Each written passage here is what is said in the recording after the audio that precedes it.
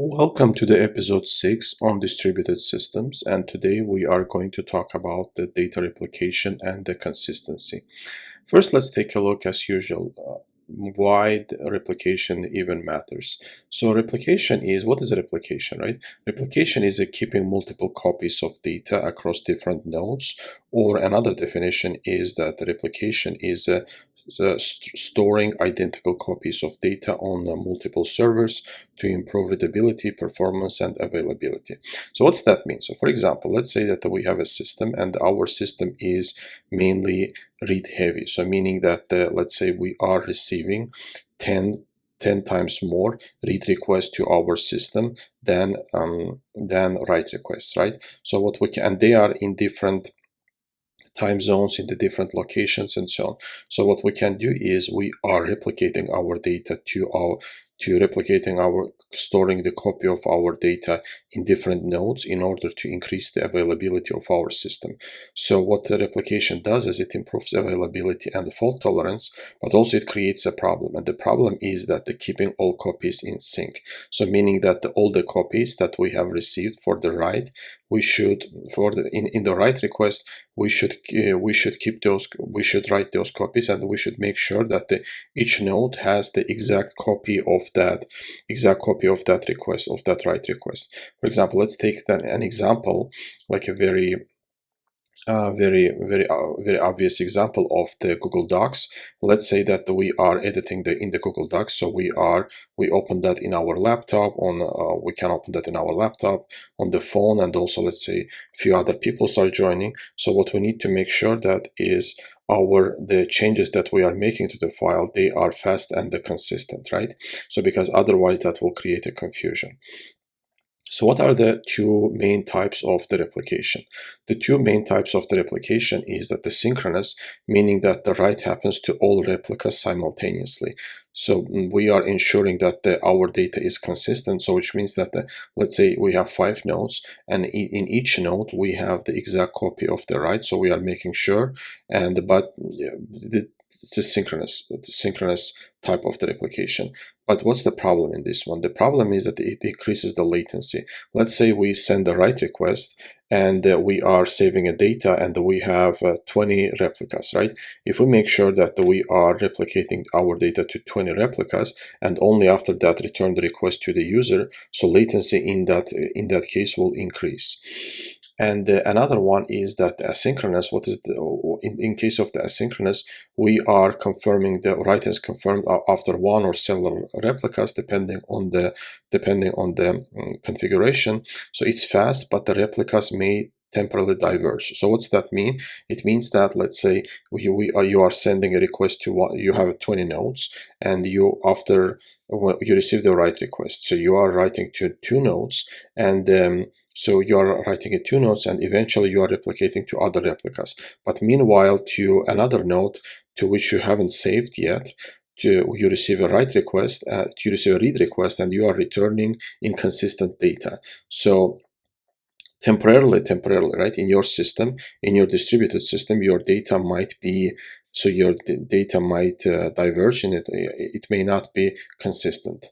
So what are the scenarios, right? So for each one, let's take a scenario. For example, for the banking transaction, if we have a banking transaction, so we have to make sure that our data, it must be consistent, right? Otherwise it will create a problem with it will create a problem. Let's say that in your account you have a $100 and you made let's say that you and someone in your family, right? So you are sending 2 requests simultaneously, and well, let's say you have $100 in your account. The first request is subtract the $50 from the account, and when we send the second request tries to subtract $70 from the account, right? So we cannot process the 70. We cannot request the second request because we don't have enough resources in our we don't have enough money in our account, right? So then each request, that's why in the banking transaction, it should be synchronous. It should it should follow the asset principles, right? So that's why for the banking transaction and the similar system, we always use relational databases, because they are providing the strong asset options. So the next one is for the asynchronous, is the social media feed. So let's say that you are using a social media, and in the social media you are scrolling and you see that the latest news, right? So that is for that scenario we can use the asynchronous type, because if let's say that you will see the news 2 or 5 6 seconds later, so that's okay for that system. So in case of the social media feed, we are choosing eventual consistency over the strong consistency. We are going to talk about that a bit later. Okay, so now let's talk about the COP theorem. So what's the COP theorem, right? So for the COP theorem, I have a separate video I have a separate episode for the COP theorem, but let's in a nutshell cover here what is the COP theorem, right? So COP theorem is the idea that a distributed system can only guarantee 2 out of 3 properties: consistency, availability, and partition tolerance. Let's take a step by step, right? So what's that mean? So consistency, as we have seen earlier, right? Let's say we have a banking system, and we need to make sure that our transactions, our data is consistent across all of the nodes, so that all the nodes see the same data at the same time. It's a consistency. And the availability, that every request gets a response. So which means that for every request that we are receiving, we are returning requests right away, right? So we need to process every request. And we have also partition tolerance. So COP theorem, CAP, right? C is consistency, A is availability, and P is a partition tolerance. So, and what's the partition tolerance? What the partition tolerance means, that the system continues despite network splits, right? So let's say that we have some issue in the network collaboration between the systems, so our system still functioning.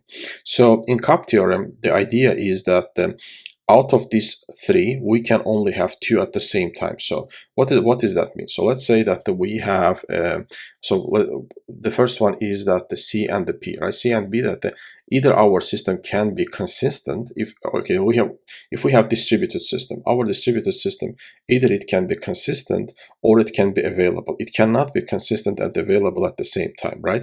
So for example, in case of the examples, so we have a HBase and the Zookeeper.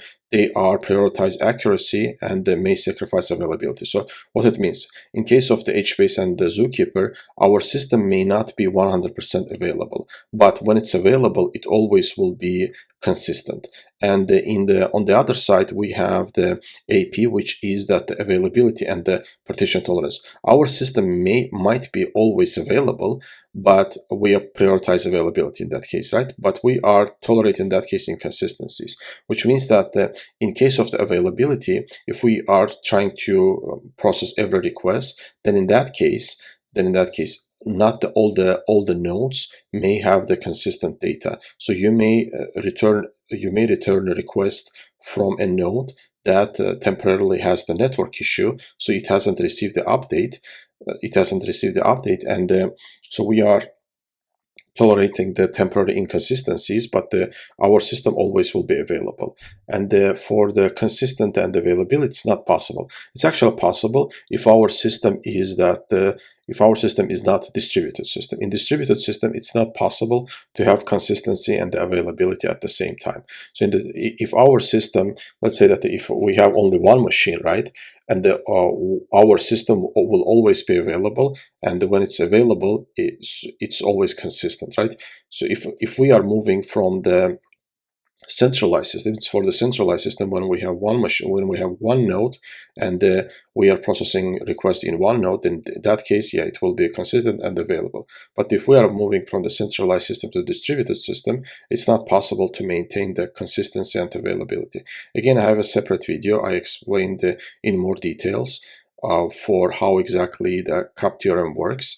It will be it's my channel, so it's you can I will include it in the description, so you can go and see their exact examples how COP theorem exactly works, because it's one of the one of the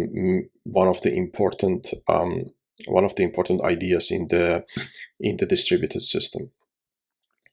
systems. So in a summary, so what we have is that during a network partition, we need to choose either between the consistency or availability. So which means that if we have a network partition or we have a network issue, in that case, we need to choose either we are temporarily, our system is unavailable, but it will be consistent, right? When it becomes back available, so we restore the partition, we restore the issue with the network, and our system starts to serve the request. So in that case, our system is consistent. But also we can, when we have a network issue, we can still serve the requests, but those requests may not get the latest data, right? So we need to choose one of these. We need to choose either consistency or availability. So now let's go to the next one, which is that the consistency model, right? What are the consistency models that we have?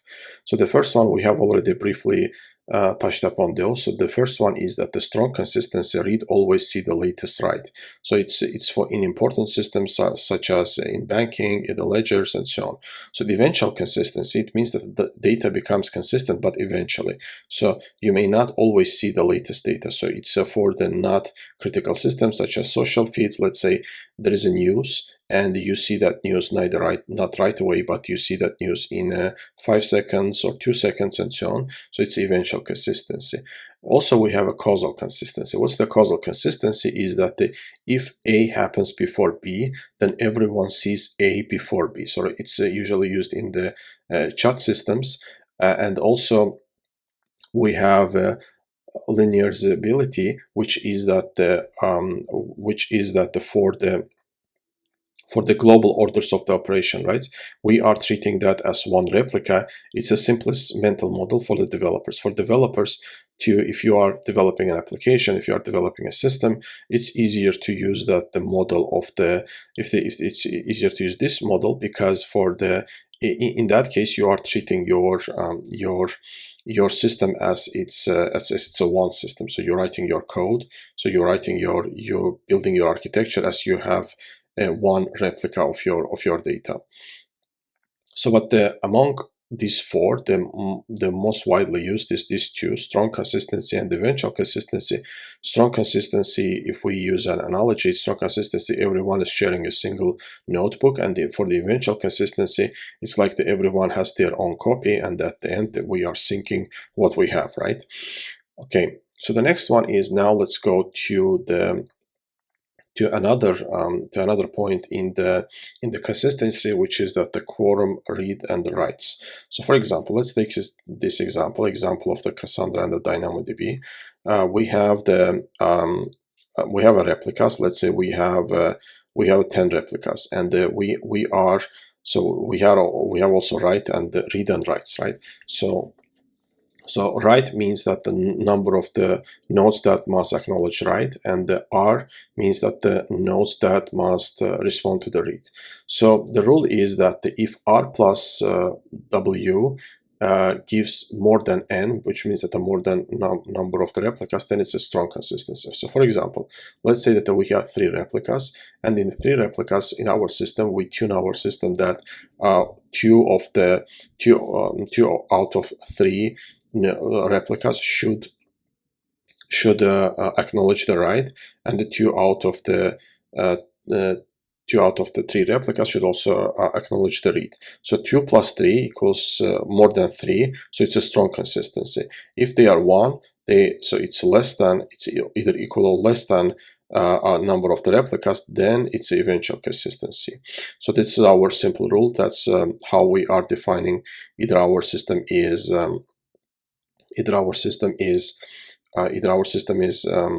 strong consistent or eventual consistent. So now let's talk about the eventual consistency. For the strong consistency, we have seen earlier what are the ways that we are making sure that our system is for the how we are sharing the data in the strongly consistent systems, algorithms such as Raft and the Paxos that we have seen in the previous episode. But how about the eventual consistency? What are the ways for eventual consistency? What are the techniques in order to make sure that we are merging the data eventually? So there are several ways. One of them is the gossip protocol. So what's the gossip protocol? So the nodes, they are periodically shared the updates like a rumor. So for example, let's say that we have a node, we have three nodes, right? A, B, and the C. So node A has 10 likes, node B has 12 likes, and node C has 11 likes. And after a while, they are sharing those information between each other, and everyone agrees on the 12. So that's a gossip protocol. So the next one is that the anti-entropy protocol, which is that or technique. It compare the data digests and repair the differences. We have a separate episode where we are going to talk about each of these principles in details. But in a nutshell, we have four ways, right? The anti-entropy. So we have also CRDT, which is the conflict-free replicated data types. So we are merging that automatically, and we have shared counters. It's aggregated count maintained per shard, and later we are summing that. Again, we have a separate episode where we are going to talk about each of these techniques separately. So what are the real world examples, right, for the eventual consistency? So for example, or eventual, or let's say strong consistency. So for example, let's take the example of the Cassandra, right? Cassandra very famously comes with the tunable consistency, which means that we can tune, we can make it either strong or eventual consistent, depending on the read and write, depending on how we are choosing the configs. It either can be strong or it can be eventually consistent. So MongoDB, it has, so all the writes goes to the primary, and then we are replicating to the secondary. So it's easier for the replication setup. So MongoDB, it's eventual by default. It's inspired by the Amazon's Dynamo, and for the Zookeeper and for the Kubernetes, so we have a strong consistency. We are following that. We are following in COP theorem CNP model, right? Meaning that our system should be consistent and the partition tolerance. It's mainly used in the leader election. And for the Redis cluster, we are using that asynchronous replication. So which means that sometimes data might be lost, or we may not get the latest data. So in summary, if we summarize what we have learned today, so replication is meaning that the more copies of data, we are having more copies of data. And the reason why we do that, because again, our system may get a lot of writes, and our system might be distributed in different time zones, in different regions, and so on. We need to make sure that we are delivering. So we need to make sure that we are delivering our data with we are handling our requests with as low latency as possible. So what's the consistency? Consistency is how to sync those copies, how to keep those copies in sync. And for that, we are using a different strategy. So we have a COP theorem. So it's basically a trade-off under network partition. So which means that if we have distributed systems, we cannot avoid not to have some issue with the network. And in that case, in that regard, we need to choose either our system has to be consistent, which means that we may face temporary our system might be temporarily unavailable, or we are choosing that availability, which means that our system may not be always consistent. And for the eventual consistency, we are using that basically in every systems nowadays, and we have four ways how we can four techniques how we can resolve the issues in case of the eventual consistency.